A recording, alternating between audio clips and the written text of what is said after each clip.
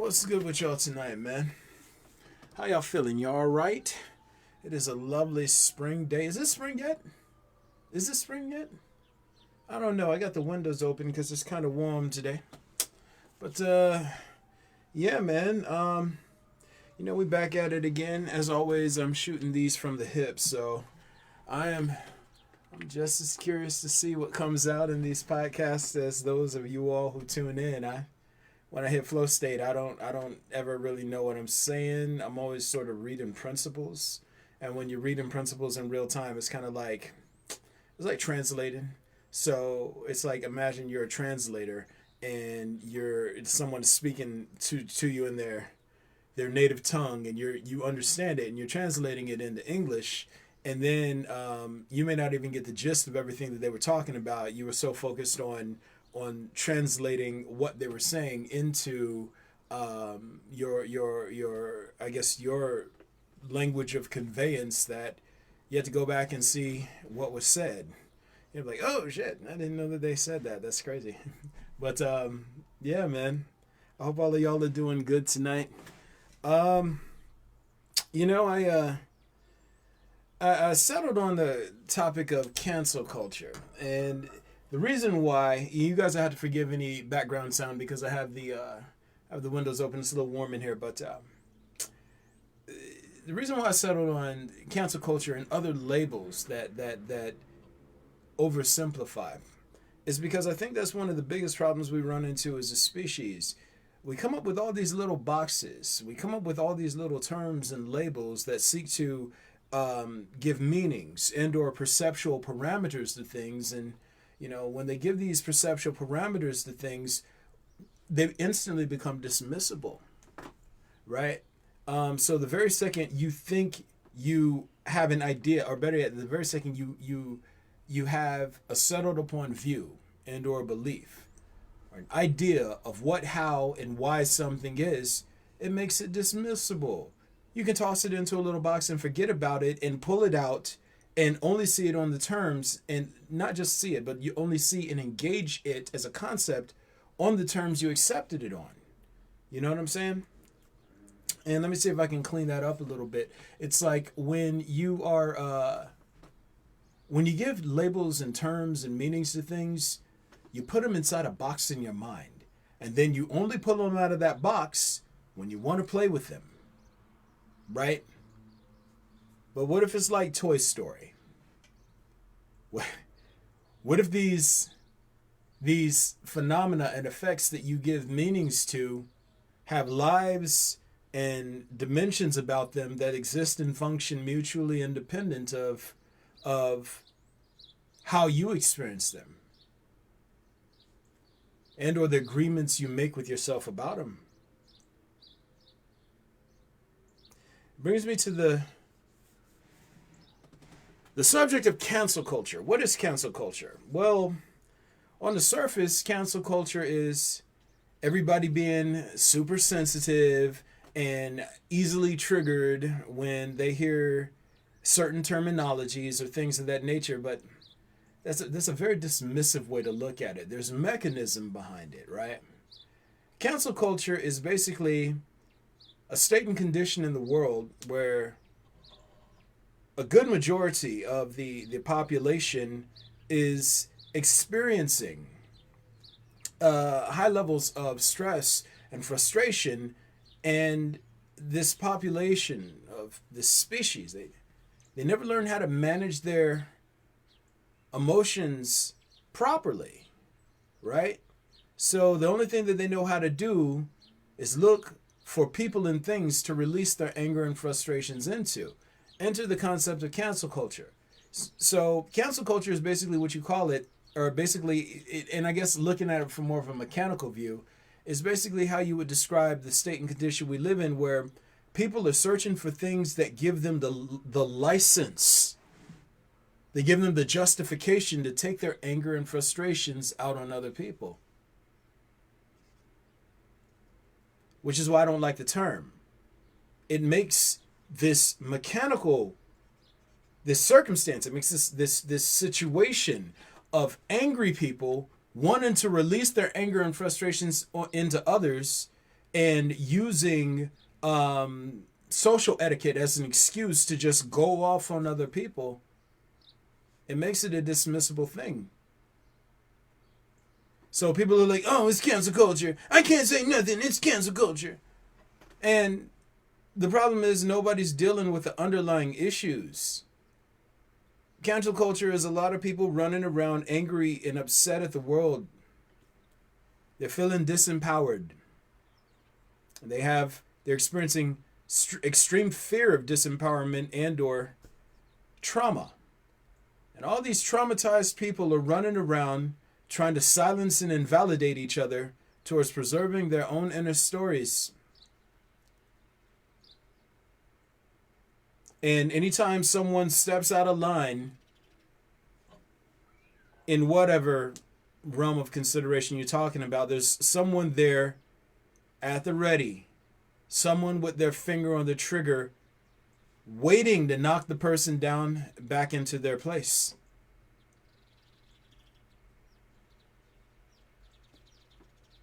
That's what it is at a mechanical level. What we call cancel culture is really a system full of traumatized people looking for the flimsiest excuses to use towards justifiably transferring their rage and aggression into others. And conversely, it's met on the other side with people who just want to openly and defiantly transfer their rage and aggression into other people. All the bullies, all the cowards, the aggressive betas, like the racists and all this, they want license to openly transfer their feelings of powerlessness and anger and aggression into others. If you ever think about what racists are really fighting for in the United States, what are they fighting for? They're fighting for the right. They're fighting for the right to bully black people. They're fighting for the right to bully black, brown, and yellow people without consequence. They're fighting for a society in which they're allowed to unilaterally aggress against others towards taking out their anger and frustrations and their own feelings of powerlessness and ineptitude towards capturing false senses of power. I had this one guy who's a racist who's constantly commenting on my posts. Always trying to justify his people and his race and all these other things. And what he's essentially doing is trying to justify why it's his right to capture a false sense of power by bullying those who are socially disadvantaged to him. Now, it's always going to be supported with bullshit stories and statistics and every group, especially every group that is comprised of cowardly ideologues, this is what they do. They find justification for why they should be able to aggress against others, and they stand by these things because what they're defending is their trauma. Again, trauma is the phobia of being disempowered. They're fighting for power. They're fighting to capture false power and to prevent themselves from being disempowered. That's every racist ideology summed up into a short statement. And it's not just them. The ultra-liberal left, the ultra-conservative right, it's all different versions of the same thing. A bunch of traumatized people running around looking to unilaterally aggress against others so as to capture false senses of power. And we call it cancel culture. Brother, I'm sorry, the word! What's good with you, boy? How you doing? Your definition of cancel culture seems to match the definition of cowardice, and it does. It does. Again, a coward is a person who is afraid to. By the way, great contribution. Thank you kindly. A coward is a person who is afraid to face reality. So instead of facing reality, they either barricade themselves within their identity and or in collections of stories or within groups or behind authority figures or representations thereof, or they go around trying to force the world and all of reality and everyone performing within every system they enter into to fit with and conform to their inner story. They're so scared of facing reality. They're so afraid of being disempowered by reality that it becomes phobic. And they operate from a space of fear. The fear of being disempowered, it's cowardly.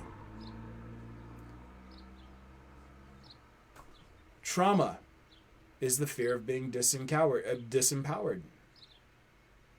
Trauma necessarily correlates to cowardice. And even think about those terms at a more conventional level. When you've been traumatized, you're scared to face reality. See how it fits together. But back to the subject of this post.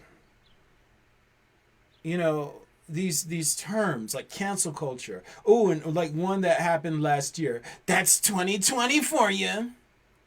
That's 2020 for you. They took all of the crazy shit that happened in this year, anthropomorphized the year, and blamed the year instead of getting into all of the mechanism behind why shit went awry.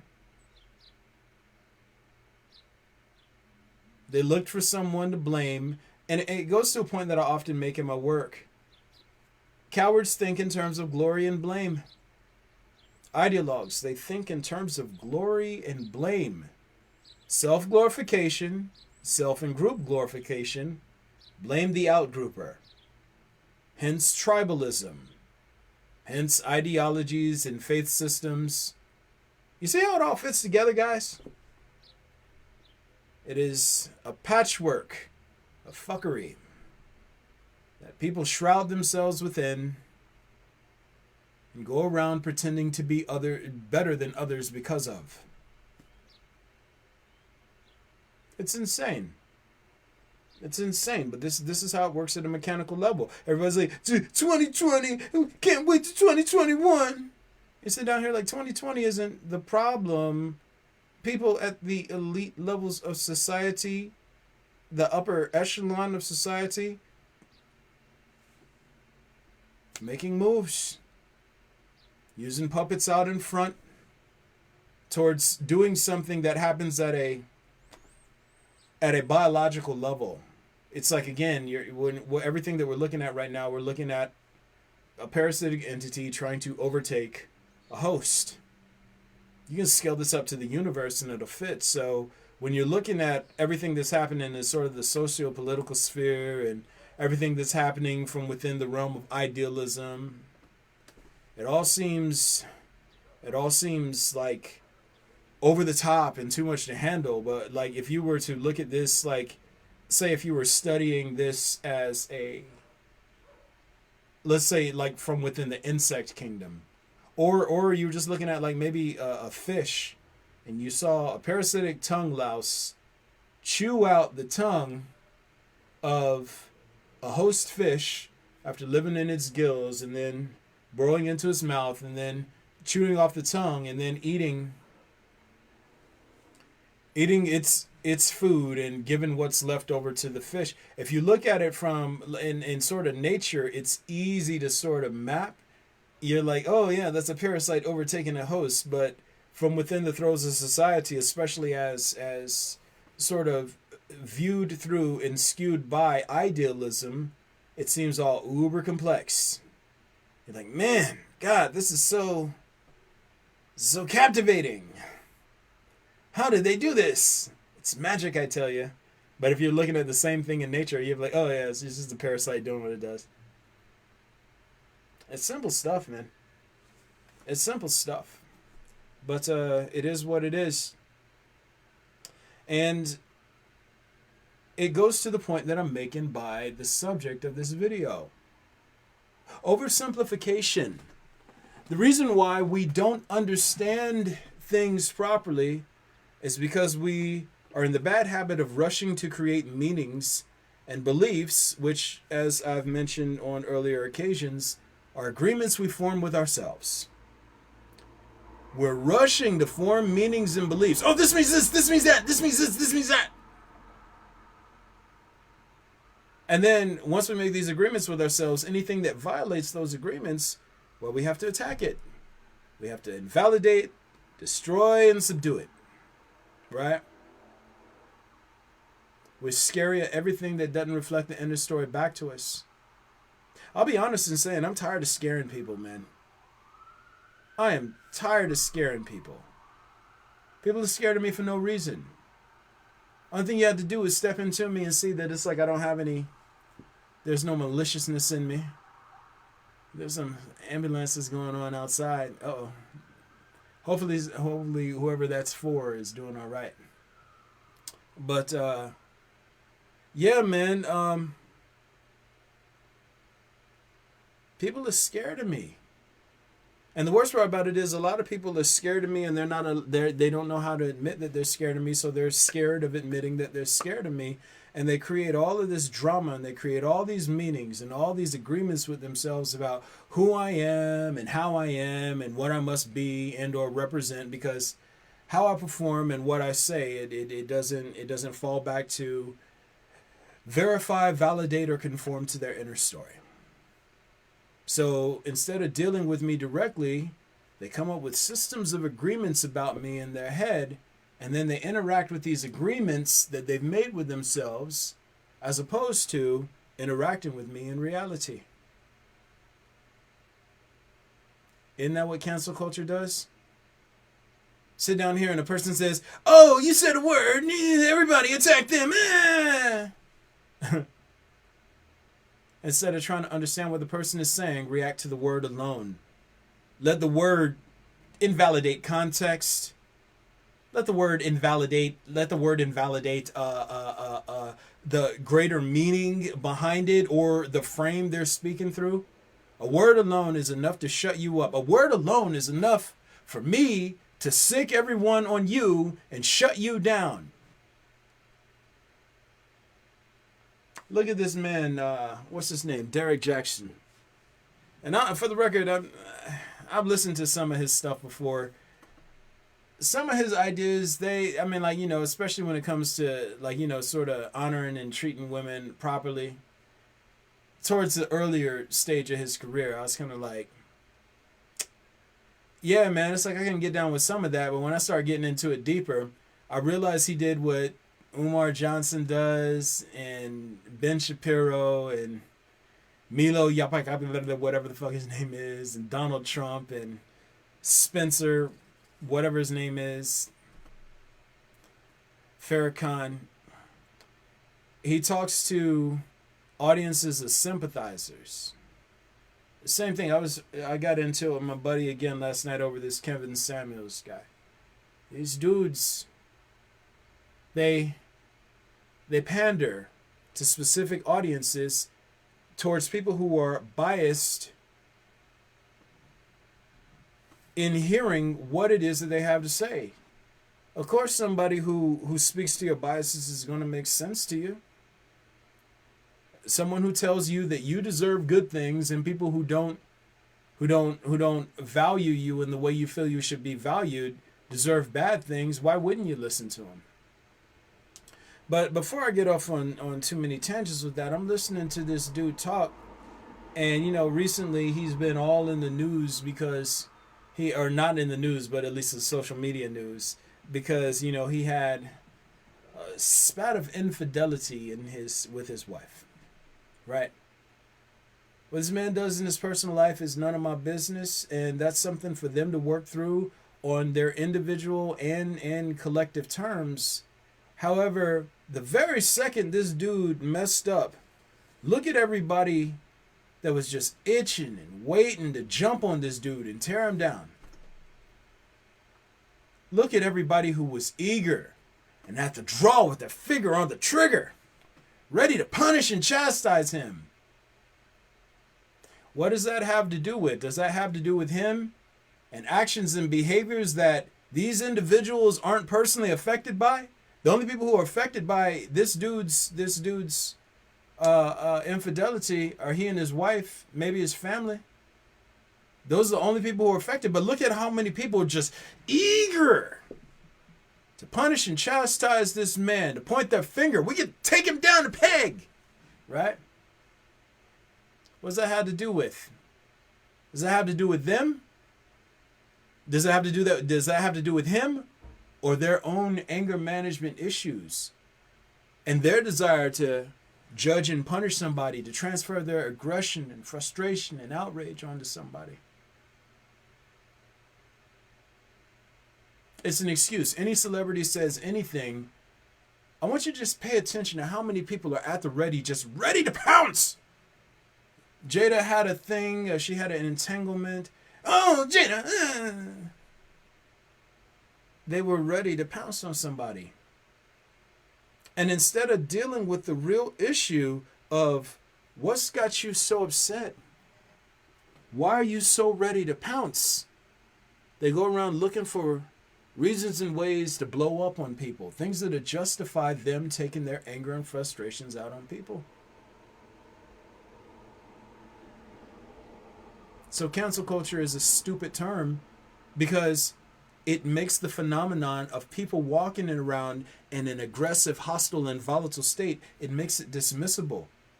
Nothing going on in somebody else's life should affect you so much that you're outraged. He did this and that and that and that and that.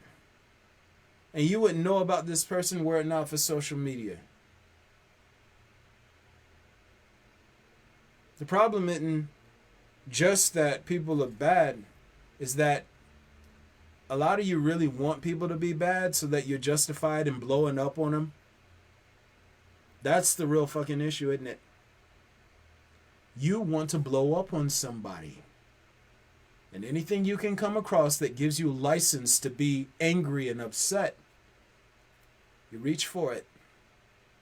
You cling to it. This is my chance to let out my anger. Nah, let's deal with your anger.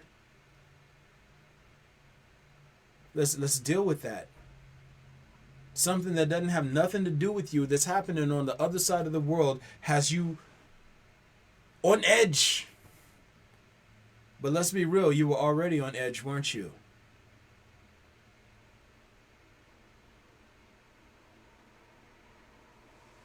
You were already on edge. And let's circle back to the point of this video, man, because it's like we're talking about all these terms that make these complex concepts dismissible.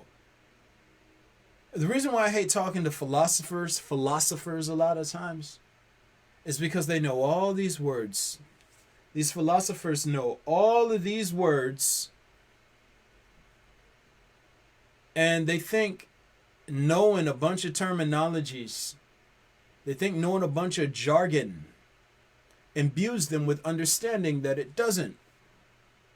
They know all the labels. This is empirical, ontological.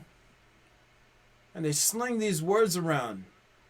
And there are these labels that fit in their mind. They don't even understand the concepts behind these words that they use, or how these concepts all fit together in a grander frame. Personally speaking, I get tired of listening to people talk themselves in circles trying to validate their use of terms they don't effectively understand. They haven't thought about the larger frame that these words are supposed to fit and function together within.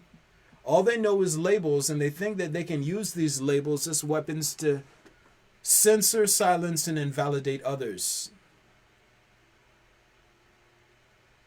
It's annoying.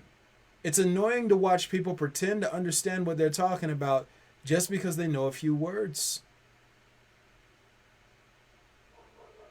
It's fundamentally no different than watching someone explain everything that happened in the socio-economic sphere and the socio-political sphere in the year 2020 It's like listening to them to say, well, that's 2020 for you. You sit here like, no, there were actually events that occurred. There were things leading up to 2020. Like, there are a lot of situational elements in play. This is a mechanical phenomenon. Let's break this down and figure out how we got here. No, that's 2020. And you're like, you're dumb. You're dumb. And by dumb, I mean stupid. And by stupid, I mean mentally lazy. Like, you want everything to fit into these little labels so that you don't have to think, so that you don't have to understand. No, everything should be easy and explainable. With little devices you paste on top of things and expect to remain imprisoned and contained within.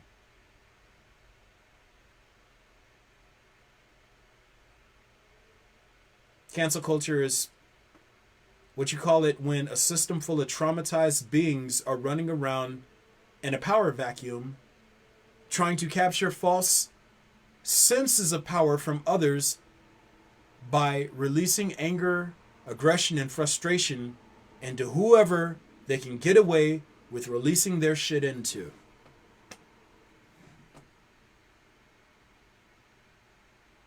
It's not cancel culture. I can't say anything. No.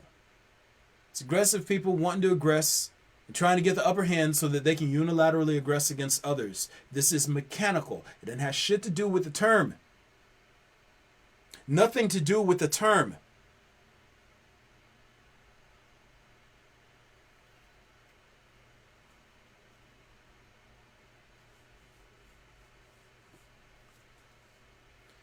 Y'all have to get in the habit of thinking, man. Labels aren't going to solve everything for you. Yo, I started talking about my experience a little bit earlier, but it's like people try to cancel me all the time. And I put up a post earlier today talking about people coming over to my threads trying to compete against me. And in essence, what they're always trying to do is they're trying to cancel me. At least that's what they would call it. They're trying to shut me up, silence, censor, and invalidate me by hopping on top of a thing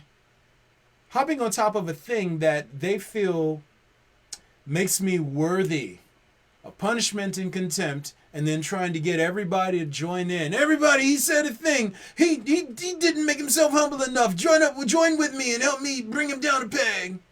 Help me attack and subdue him. Zombies unite. I had this dude who I just unfriended named Eric Seaholm. I'm calling him by name. This guy, he shows up on my post every day. Every day, well, I don't want to say every day. That's hyperbole. He shows up on my post quite often. Never has anything to say. Just there to try and say, you said this wrong. You need to go. I'm correcting your flaws. And I'm sitting here like, no, there are no conceptual errors in what I've said. I'm not working through systems of idealism. I'm describing what I can see, so I can proof what I've said in real time. I may skip a word or two here or there, or I might make a typo here and there, but in terms of the conceptual frames, I'm solid. Dude persists in trying to humble me. What he tries to do is what many other people before him have done. He tries to get people to rally against me. He wants to cancel me. Which is what most people want to do because they're scared. This dude claims he's an avatar, yet somehow after claiming to be an avatar, he didn't get crazy. He started making even more sense. After saying something that should qualify him as a mentally unstable person, somehow he manages to make even more sense. He's an anomaly. What to do?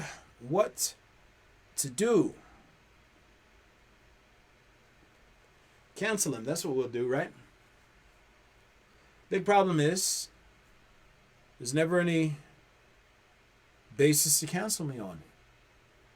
So he tries to create some in his mind. He makes agreements with himself about what I've said and how I perform and how I am as a person. And he argues against those agreements as opposed to dealing with me in real time. He created a meaning of Donald King, and he argues against a meaning he created that has absolutely nothing to do with who, how, and what I am in reality, or how I'm able to function and perform. But he wants to cancel me, silence me, and invalidate me so as to preserve his inner story. Make sure that no one listens to or hears or considers me ever again. It's the same principle. Let a celebrity say something that's off color. Kevin Hart was joking about something many, many years ago, and all of a sudden, 10 years later, somebody pulls up an old tweet or some exuberant amount of time later, and they pulls up an old joke. Oh, he said this. Everybody attack him, invalidate him, kill his career. And what it really boiled down to was people being like, I need to feel some type of power. I'm going to find power. I'm going to capture power by taking it from him. It's the most cowardly way to try to find power. And I hate cowardice with a passion. I hate it with a passion because it is the gateway to corruption. The fear of being disempowered. The fear of being disempowered makes people do grotesque things in order to capture and maintain power.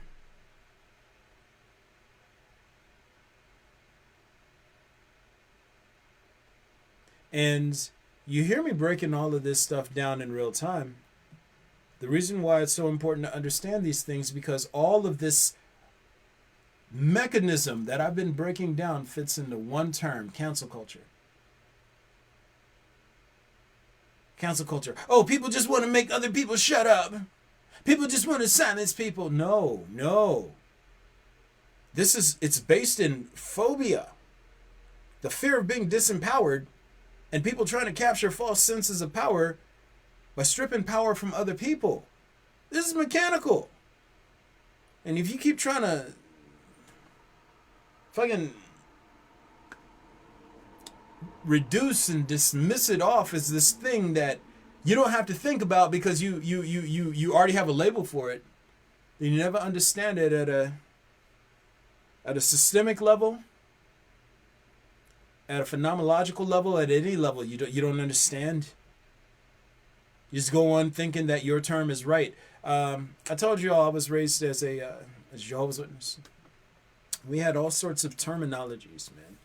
We had theocratic ministry school, and we had the faithful and discreet slave and the anointed. And we had all these powerful terms that we use to describe effects occurring within the system of interactions that sum to form the organization, right? Messianic this and yeah. It was a lot. It was a lot, but through it all, I was really good at memorizing terms. I never considered them from outside the frame of the faith system. So they made perfect sense to me because I heard them all the time. They made perfect sense to me because I heard them used in context with other things. I mean, like, yeah, I got it in that sense, but when I start thinking about it from outside the frame of the belief system, then all of a sudden things stop. The meanings, the value of the meanings, they dissipated. And you're like, yo, man, I learned all these terms for what? And that's the problem, again, with being an ideologue to me. And for you all who don't remember, an ideologue is a person who allows, who doesn't process information in reality using their own mind, who instead allows, trends or groups or authority figures or representations thereof, or meanings, feelings, and beliefs and symbolisms. They let everything, and the formulas and labels, they let everything do all of the thinking for them. And as a result, they fail to engage their dynamic thought process. They fail to actively engage their mind. They fail to engage the mind because they let labels do the thinking for them, and jargon do the thinking for them, and groups and trends do the thinking for them. So then they come across somebody like me who, and not bragging or anything like that, but who processes information and reality on their own terms. And you're kind of like, yo, people need attention that bad. They come across someone who's like me and they're like, yo, hey, you're cheating. You're breaking the rules. You're not supposed to think for yourself. You're supposed to let authorities think for you. You're not supposed to think for yourself. You're supposed to let the labels think for you. You're not supposed to think for yourself. You're supposed to let the institution think for you. And all of a sudden, you processing information and reality through your own mind, and then mad at you like you're cheating. You're not supposed to do that. You sit here and a scientific article comes out, and instead of just accepting the general takeaway from the article, you actually go back and you pour through the data, and you look at the sample size, and you look at the strength of the study, and you actually go through the process of seeing what relevance the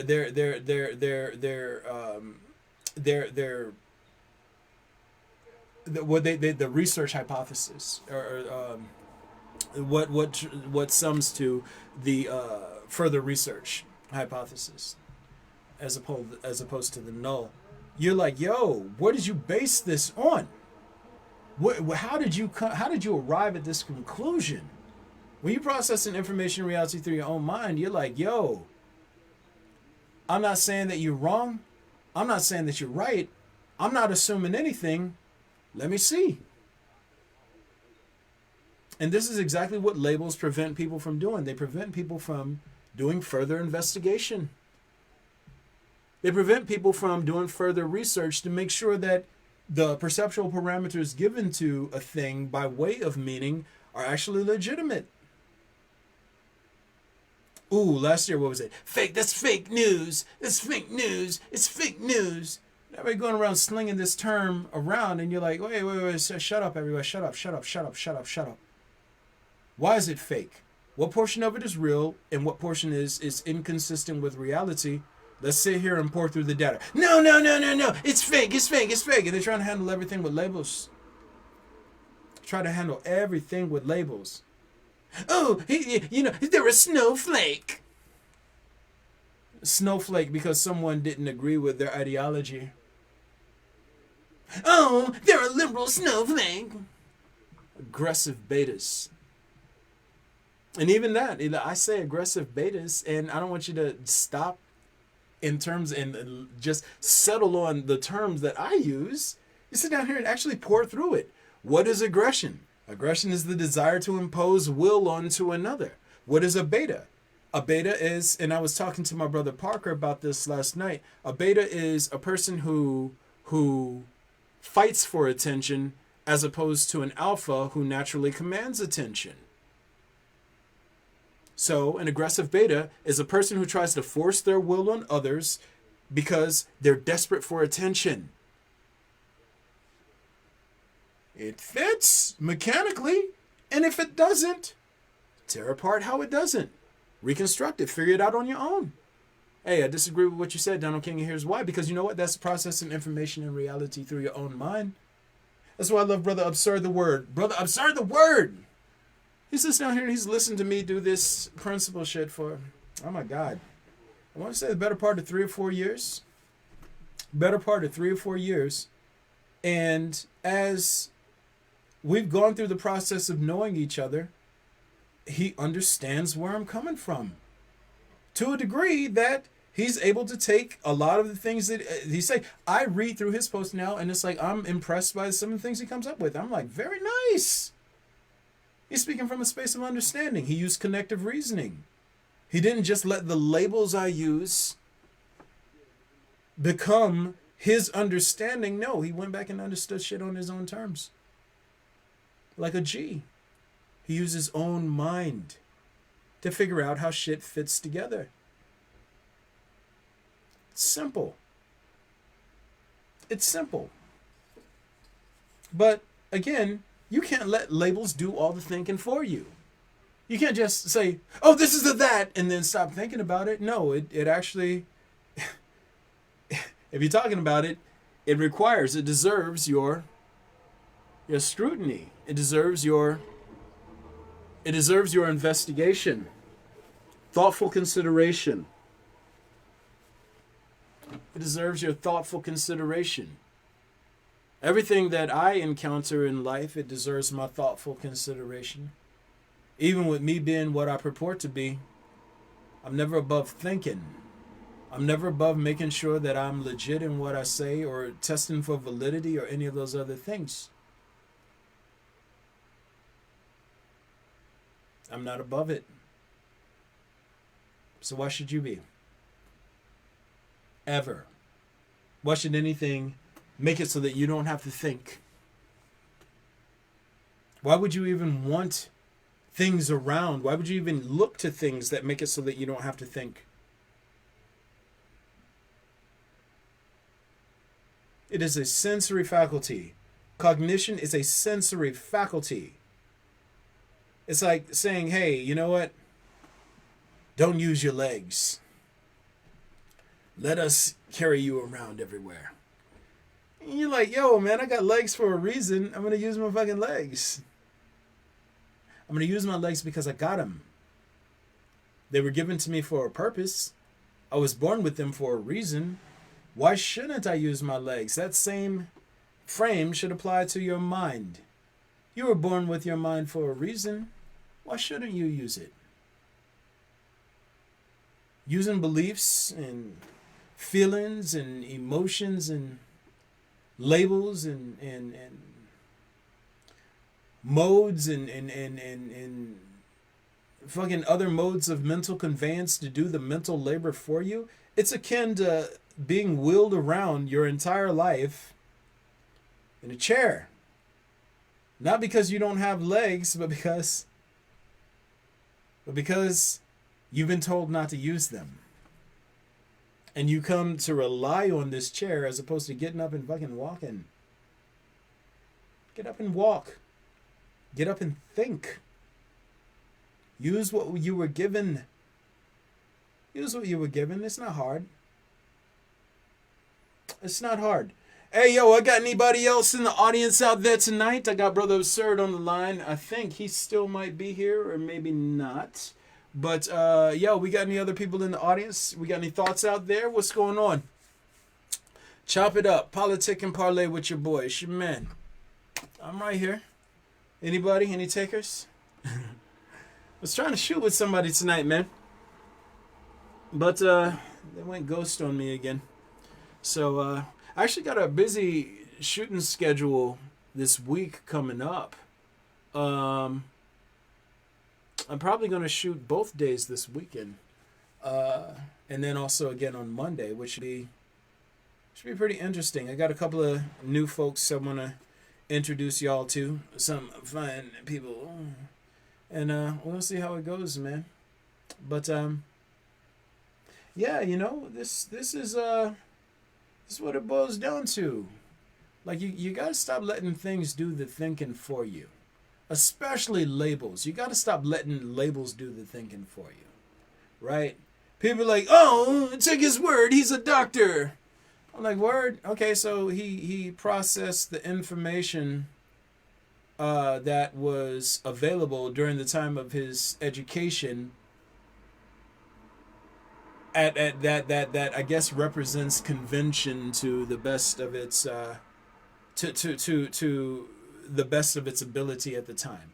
His education represents convention to the best of convention's ability at the time. So he's a doctor. Does that mean his mind by default automatically processes information and reality better than a street urchin's? No. It means that it's like he's gone through a specific type of regimen towards getting acclimated to a particular knowledge system, but that knowledge system doesn't necessarily translate into reality at large. So why should the term doctor warrant any level of respect whatsoever? Why? Why should it warrant any level of respect instead of letting a label make the decision for you on whether or not this person's view and perspective should function as authority within a given context? You can actually test out their problem-solving skill in real time. Don't let the label do the thinking for you. Actually let the performance capability do the thinking for you. Somebody be like, oh, he's a doctor, listen to him. And they'll be talking about a car. And there'll be a person who's been working on cars and who's a makeshift auto mechanic here on the side. And the person's like, well, I think what we need to do is listen to the brakes and see how they feel inside. And this is the doctor psychology, listening to the brakes. And the mechanic is like, dude, no, this is not. Are you credentialed? Do you have a label? No, I don't. I've been doing this for a long time. I understand how this shit works. What are you talking about? Brakes don't have feelings like that. Not in ways that even like fucking have to do with the situation we're facing at hand. No authority. Let the label do the thinking for you. It's insane. Brother, I'm sorry, the word comes back in. I'm still here. I was thinking about how using natural talents should be common sense, but there seems to be a part that teaches how can your natural talents be exploited. Dude, you are always so on the money, brother. Always so on the money. Yeah. We live in a world that teaches you to think in terms of exploitation. And you're imbued with natural talents from reality itself. That is, you have various ways in which to impose will onto and or symbiotically interact with reality. And we are taught that if it doesn't translate into dollars and cents, that somehow it's valueless in the world, which again goes to corruption. I mean, the sheer notion of having to trade your life away for resources to survive on is utterly mad to begin with. It's one of the most ridiculous things. It's one of the most ridiculous things, but it's the world we live in, and I'm just co-signing your point.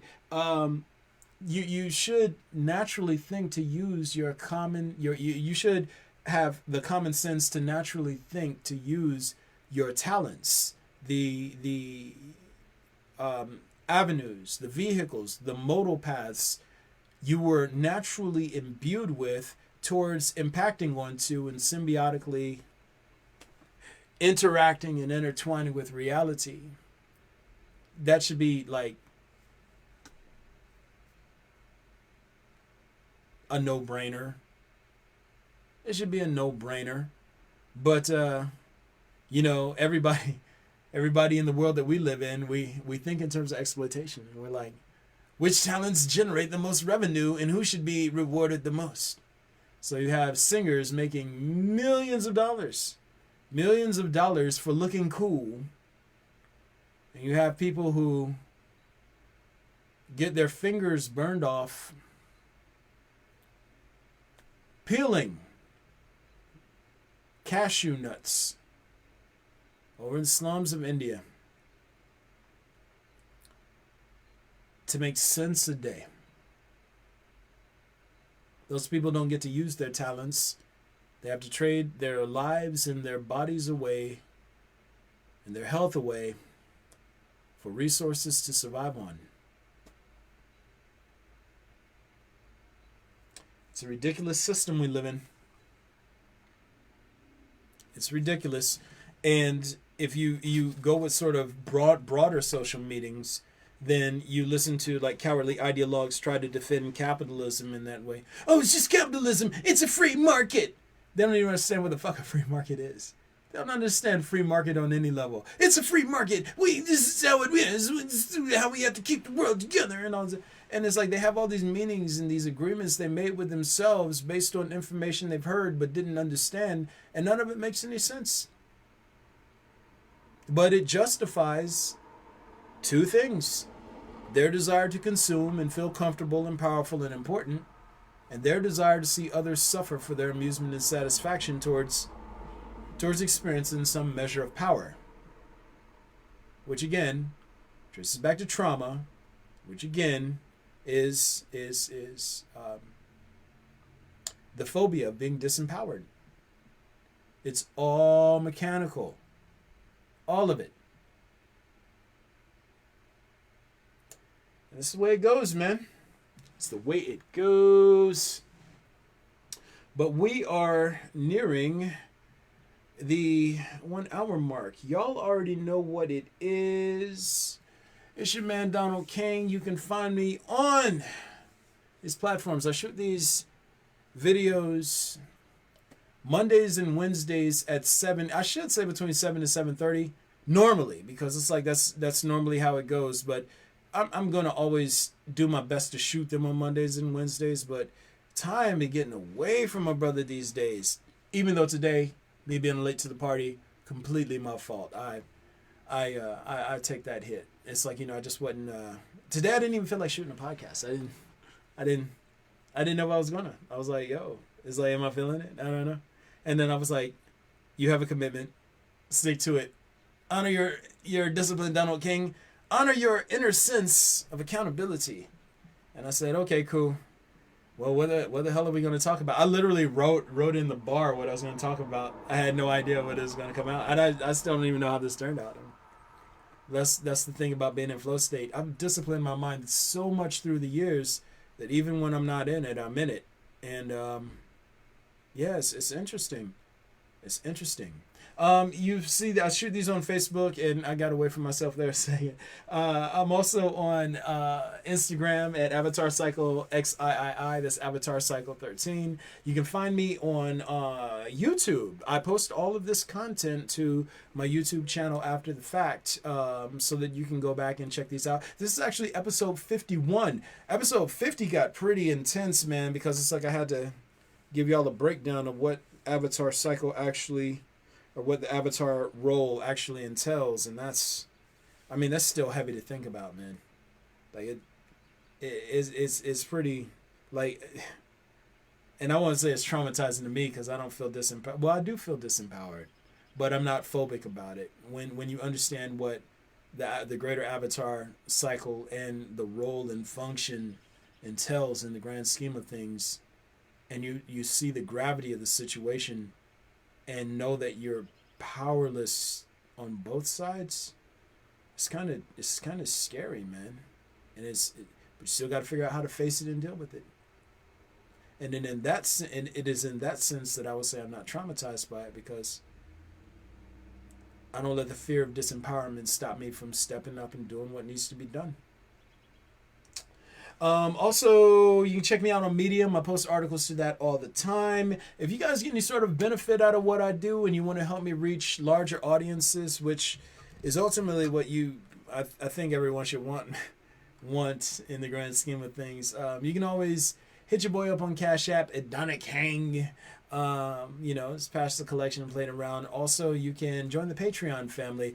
I'm Avatar Cycle XIII. This Avatar Cycle 13. All proceeds go to building this up to a larger platform. I want to reach as many people as I can while I'm in this body, and I don't know how much time I've got in it. I don't. Only thing I can do is show up and try. And hopefully we can get enough ears on this, make a positive impact. That's what I want to do. So, that being said, turn to the main frame. Working through OBS is toggling through these screens. It's kind of tricky because my fingers are kind of the bar is very small. The bar is small, and toggling through the screens can be a little tricky sometimes. But yeah, man, this is what it boils down to, guys. You know, you actually have to think about stuff, man. You can't let labels do all the thinking for you. You can't settle upon, something meaning something just because someone else said it. You can't let authority figures do it. You can't let pop terms and buzzwords make your mind up for you. You actually have to learn how to process information and reality using your own mind. You actually have to learn how to use your mind. And it's scary because the socialization process trains you to trust everyone and everything but your mind. So actually thinking, it requires bravery. In society, thinking in society requires bravery. And it's a scary concept. Thinking for yourself, you have to be so brave. A lot of times you want the formula to show up and save the day. You want the easiest thing to do all the thinking for you. So you stick with a belief system because, well, it's what you know. Everyone around you is doing it. You stick with a bunch of behaviors and attitudes, habits, and practices because it's what you know and it's what everyone around you is doing. And you're like, yo, man, I don't see why it's not working. I don't see why it's not working, but when everybody jumps off a bridge and you jump too, you're like, oh, why didn't I think for myself? Why wasn't I brave enough to do what felt intuitively right? Why was I not brave enough to divorce myself from the crowd and follow my gut instead?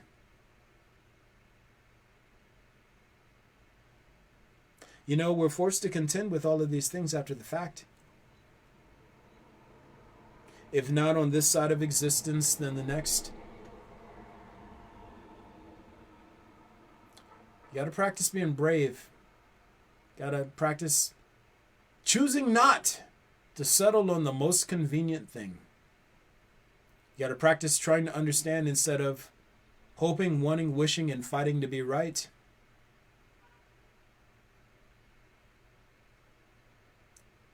You got to practice being brave. You got to practice being whole. You have to practice being authentic. It's your man, Donald King. I'm out.